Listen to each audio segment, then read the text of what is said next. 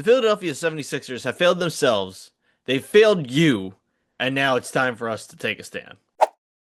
Hello, everyone. Welcome to Philly Sports Now, a Philly fan podcast. My name is Zach. With me is Andrew and Harper, and we're back to talk all things Philly Sports Now. That the 76ers, the NBA trade deadline has come and gone, and the Eagles season has wrapped up, and I have gotten a little bit more sanity going into February of 2026. So we are now back to talk some NBA. Shout out to Luke, who was just so excited this season. I felt so bad for him in recent events because I gotta say, Andrew, he was one upping you on the team spirit. I'm just saying, at least in text format. He was beating you. He was rooting for the 76ers left and right on our group text. And boy oh boy, I have never felt so defeated for someone other than I have right now. The Philadelphia 76ers made one of the craziest moves at the trade deadline. Now, you may recall we did talk about this on the podcast earlier in the year. So make sure you if you like the video, maybe you disagree, just give it a dislike. Give us a thumbs down. Fuck you. I don't care. And make sure you subscribe because that way we can fight you more. But earlier in the year, we talked about the team and we talked about McCain and his role on this team. You know, when you add someone like VJ Edgecombe and how the young superstar shifts essentially from one person to the other just the following season, right? And of course, McCain had an injury. That's a huge part of it. But McCain went down to the minor league, G League, and had since come back up.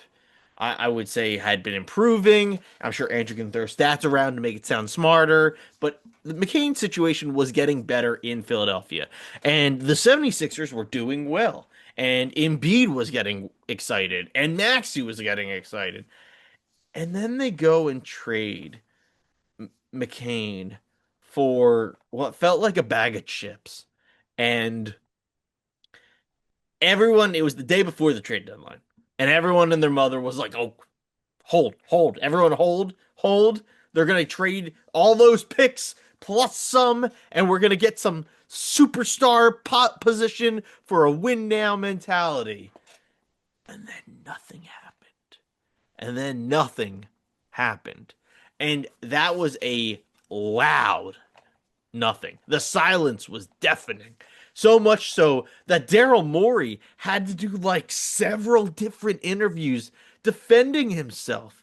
And at one point even said he can't make a decision without contacting Josh Harris.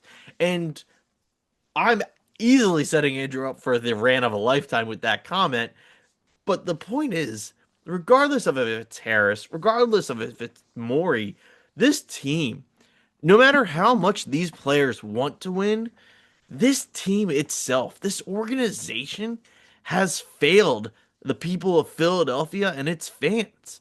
And there's just really, and I hate to say this because I love the Sixers. For the longest time, were my number two team and are pretty darn high on my list. But the Sixers are just not someone you can believe in right now, I think.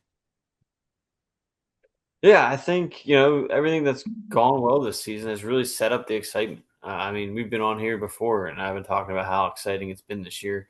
It just already seems different because they had a great managed plan for Embiid.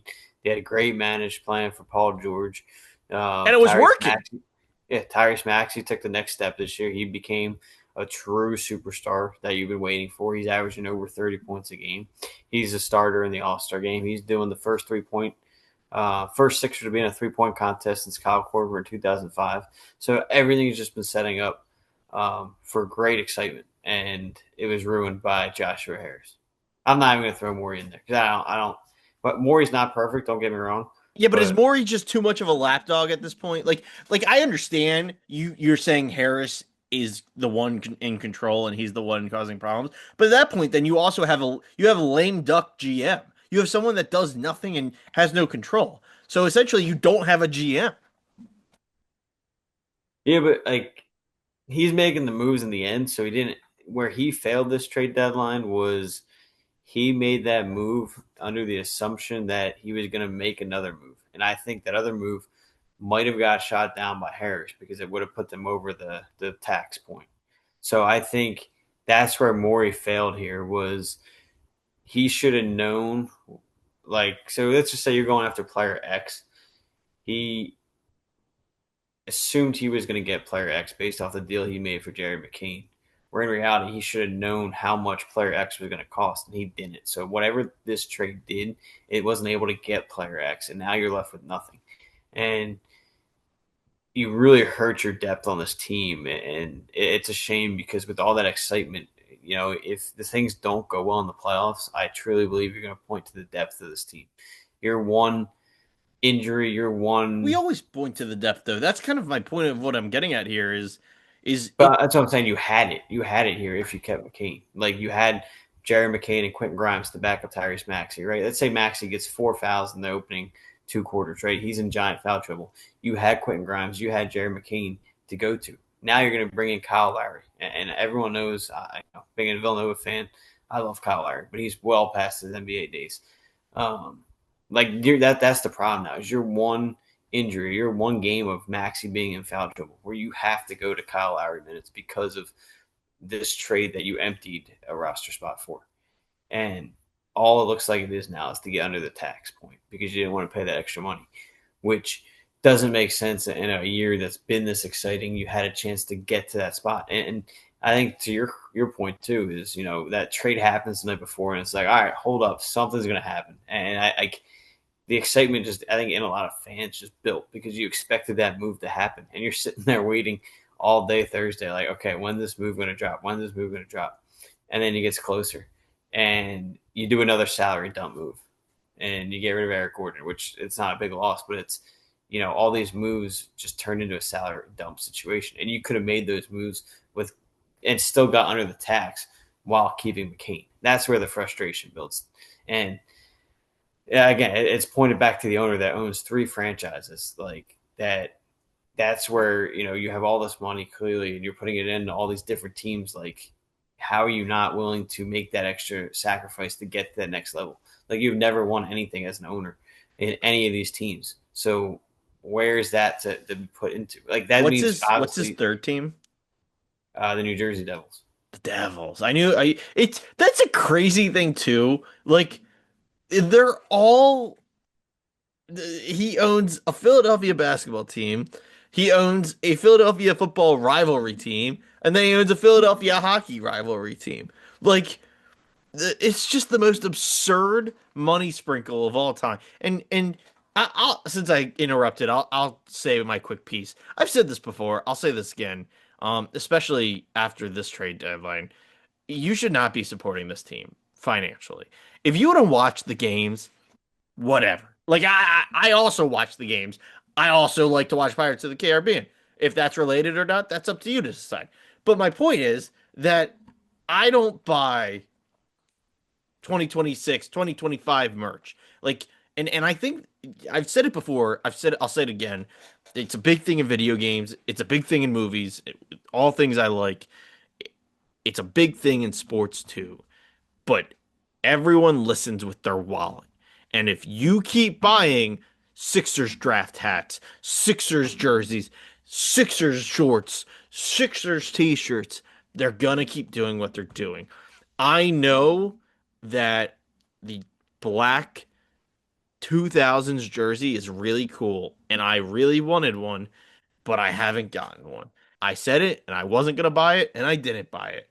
It's one of those things where I think fans, if they truly care about the Sixers, need to realize they have to stop buying shit because otherwise he's just gonna keep getting your money and he's just gonna keep doing the same thing.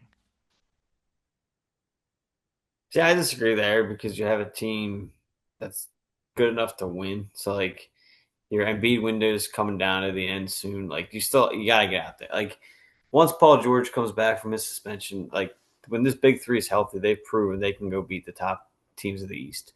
So like I think you still gotta show up to the game. Like you have to do this for the Maxi who's going all out there, giving it his all. He's making it fun to watch. And Embiid who's battled back, pulled off a miracle to get this healthy. And that's another reason why this trade deadline was so frustrating.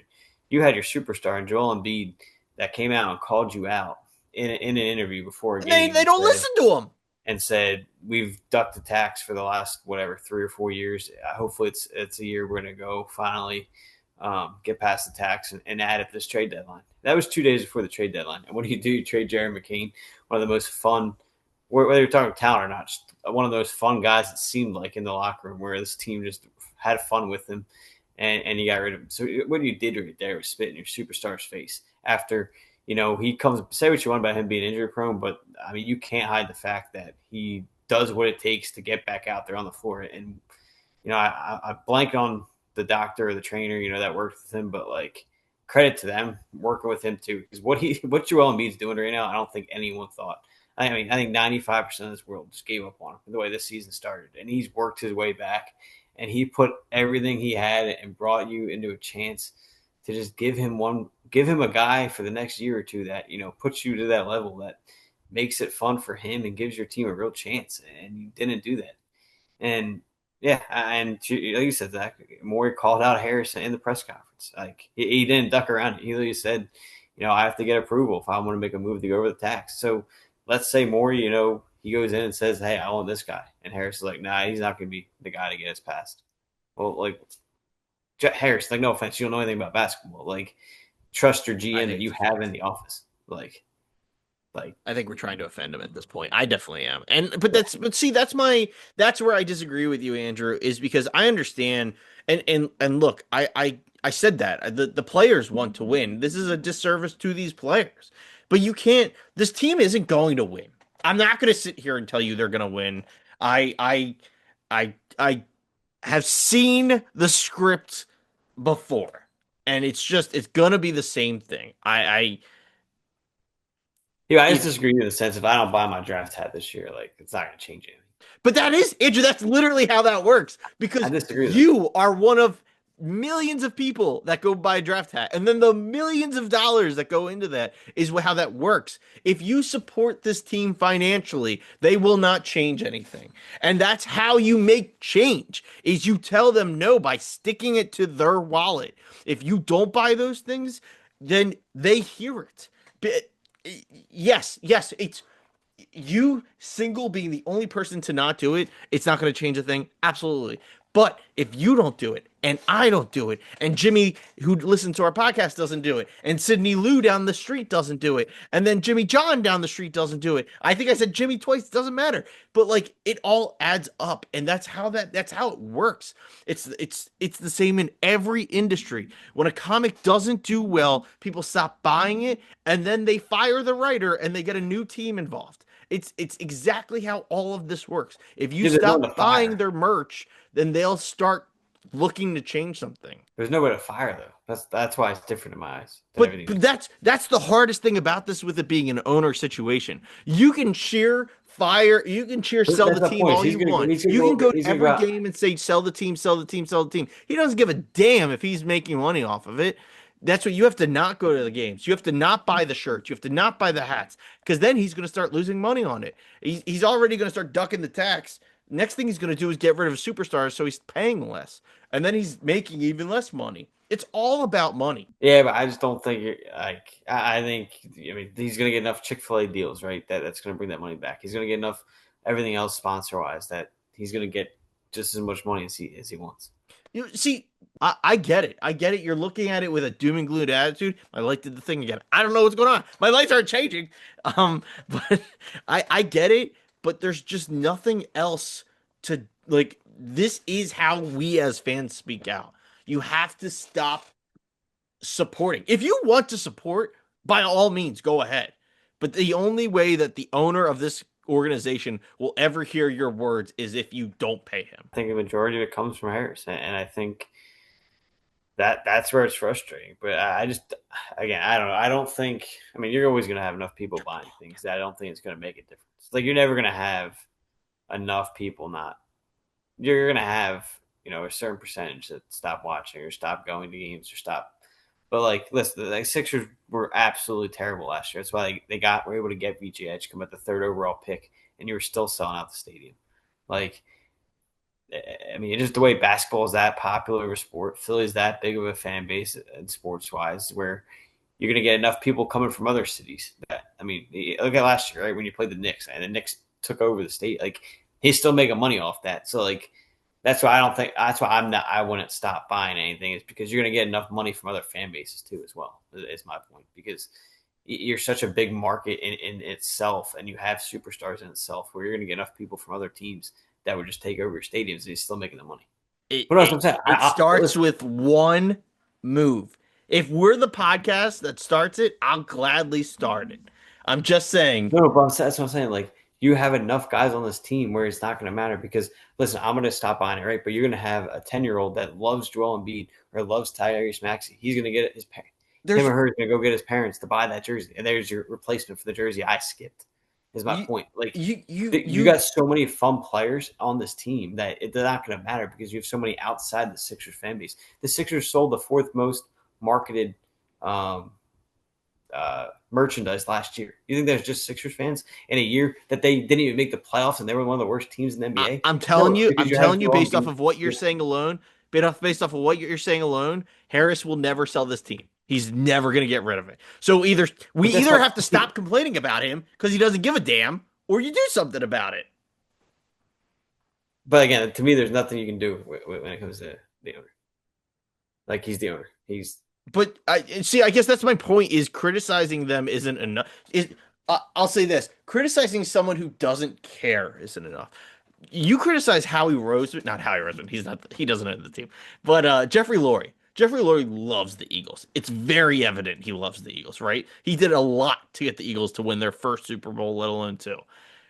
Criticism is something Jeffrey Lurie listens to. Josh Harris doesn't care. That oh he sure. he does not care at all. And that's why I'm saying what I'm saying. I'm not going to apologize for it. I'm not going to change my mind about it. You don't have to change your mind, but I'm just letting you No. know.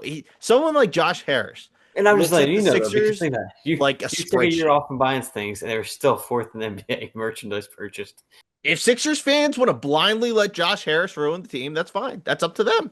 No, but you missed my point. It's not just Sixers fans. I'm not missing your point. It is, but like it's a whole thing, right? Sixers fans feed the fire, which feeds the competition. It's it's a process that has to be started at some point if you want ownership to change.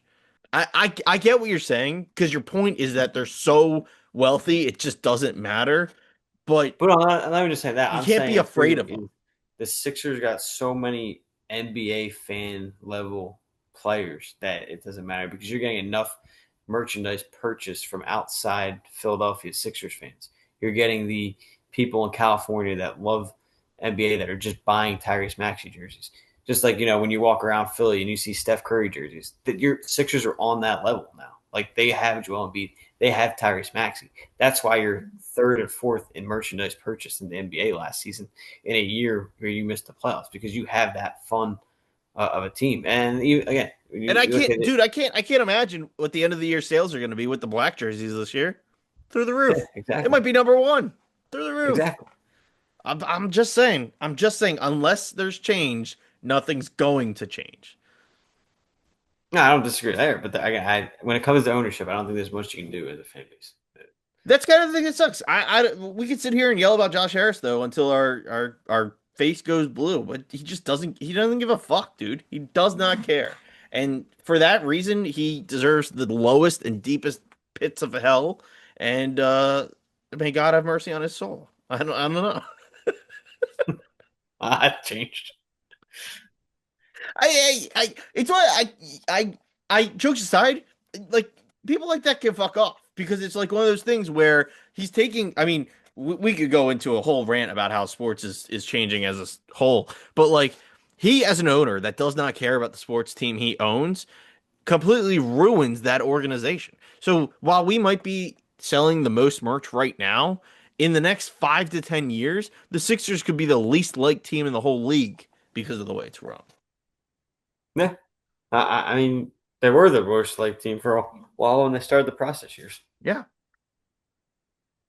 Anyway, I think I've ranted enough and disagreed with you enough, I guess.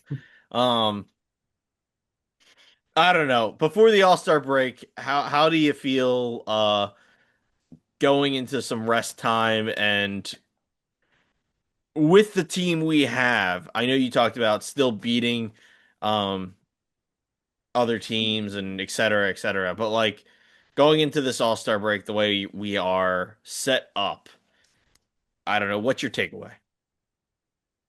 Yeah, I think you sit as the sixth seed right now in the East.